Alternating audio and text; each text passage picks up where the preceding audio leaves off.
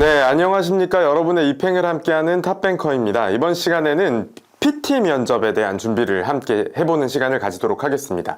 자, 먼저 2024년 입행을 대비하면서 2023년에 어떤 문제들이 나왔었는지를 함께 살펴보면서 은행별 기출문제를 함께 풀어보면서 어떤 식으로 접근을 해야 되고 실제로 어떤 답안들이 합격했었는지 함께 안내를 드리도록 하겠습니다. 당연히 그 합격 사례에도 제가 지도했던 내용들이 다 들어있기 때문에 여러분들이 지금 제 이야기를 잘 들으셔서 자기 것으로 만드시면 자신만의 PT 면접 스크립트를 만들어서 면접에서 승리하실 수 있게 되리라고 생각이 듭니다. 한번 생각을 해볼게요. 여러분께서 PT 면접이라는 걸 만약에 문제를 받아들게 되는 그 미래의 그 순간으로 가보겠습니다.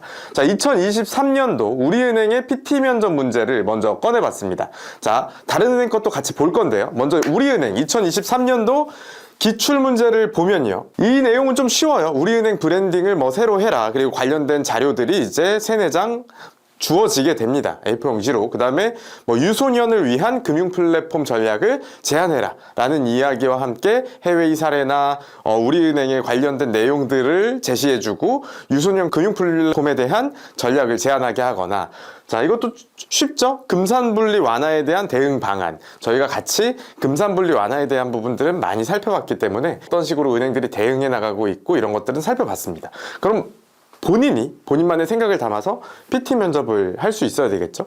보통 이제 PT 면접의 경우에는 준비 시간, 그리고 실제로 PT를 하는 시간, 그리고 보통은 한 3분에서 5분이 제일 많습니다. 실제로 PT를 하는 시간은. 그 다음 PT가 끝나고 나서 질의응답하는 시간, 질의응답 시간도 한 10분 정도 된다 생각을 하시면 됩니다.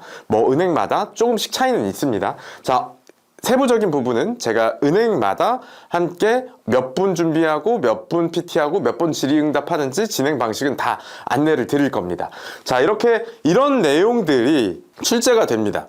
PF 위기, 요즘 PF 금리가 인상되면서 미국 중심으로 금리가 인상되면서 우리나라에서도 한미 기준금리 역전차를 줄이기 위해서 금리를 따라 올리고 있다가 이제 동결을 계속 해나가고 있는데, 그러다 보니까 시중의 금리들이 올라가면서 건설사들이나 아니면은 여러 가지 중소기업들이 자금을 조달하는 데에 대출을 하려고 해도 금리가 높고, 대출이 어려워서 채권 시장으로 가서 야, 우리가 채권 발행할게, 일단 돈 좀 줘봐 하는 채권 시장에서 돈을 조달하는 것도 어렵고, 여신 시장에서 채권 시장에서 자금을 조달하는 것이 직접금융, 간접금융 모든 분야에서 어려워지면서 건설사들이 도산하고 PF 위기, 이런 이야기들이 많이 나오고 있죠. 그래서 PF의 위기와 대응 방안, 그리고 SVB뱅크 마찬가지로 금리가 인상되는 과정에서 이제 있었던 그런 뱅크런 사태라고 보시면 될 텐데요.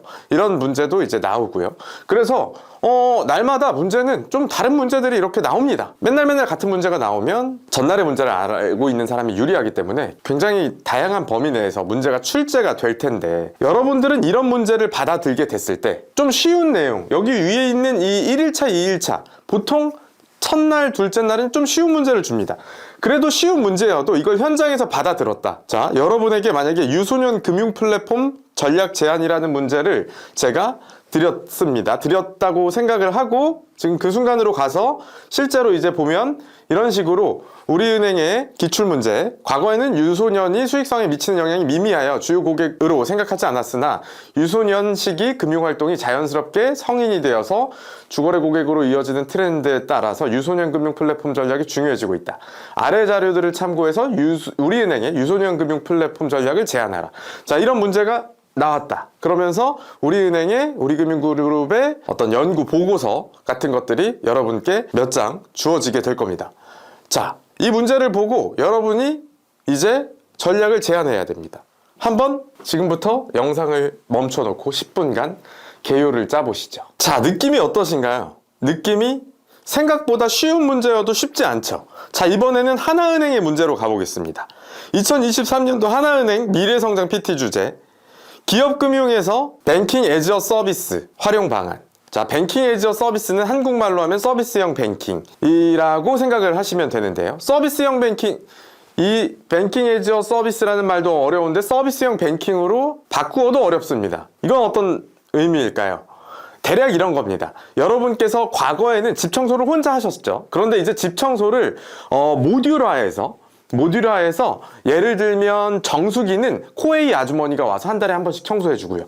비데에도 코웨이 아줌마 아니면 그 SK나 이런 데서 와서 청소를 한 번씩 해 주고요.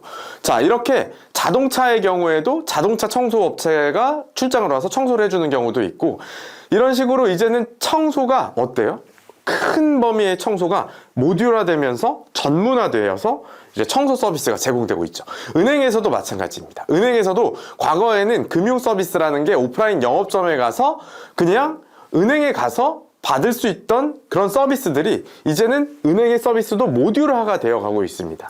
예를 들면 은행에 여신 기능만 띄어서 다른 애가 팔아준다거나, 예를 들면 여러분들이 은행에서 이용하는 카드를 생각해 볼게요. 그냥 단순하게 카드가 제일 쉽기 때문에 카드를 생각해 보면, 카드를 판매하는 곳들이, 자, 카드 회사가 카드를 판매하나요? 은행이 판매해 주죠. 자, 이렇게 판매는 은행이 더 잘할 수 있기 때문에 은행이 카드를 대신 팔아주는 것처럼, 은행의 여신도 반대로, 은행의 여신도 은행이 제일 잘 팔 수 있다고 생각한 과거 시대와 달리 이제 은행의 여신도 은행이 아니라 어쩌면 네이버가 더 잘 팔 수도 있고 카카오가 더 잘 팔 수도 있고 기타 다른 곳들이 더 잘 팔 수도 있게 된 거예요. 그래서 그렇게 금융을 모듈화해서 판매하는 것이 뱅킹 에즈 어 서비스, 서비스형 뱅킹, 화이트 라벨 뱅킹 이라는 이름으로 지금 불리우고 있는 겁니다.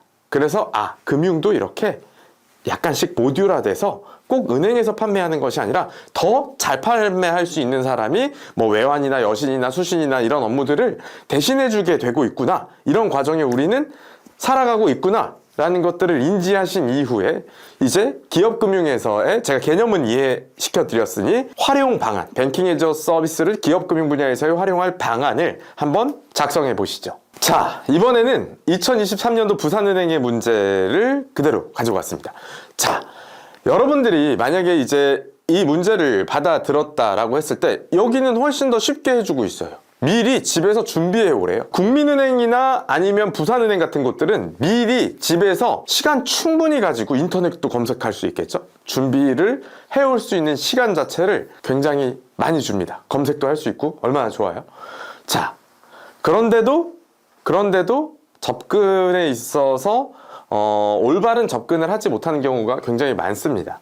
자, 이번에는 일반 직군의 문제와 IT 직군의 문제가 같이 있는데, IT 직군 문제 하나만 살펴보면, 챗 GPT로 촉발된 생성형 AI 시장의 열기가 뜨겁다. 그래서 요러저러하게 생성형 AI에 대한 이야기가 나오고, 그래서 부산은행에서 어떻게 활용하면 좋겠는가, 이런 문제가 이제 나오고 있습니다.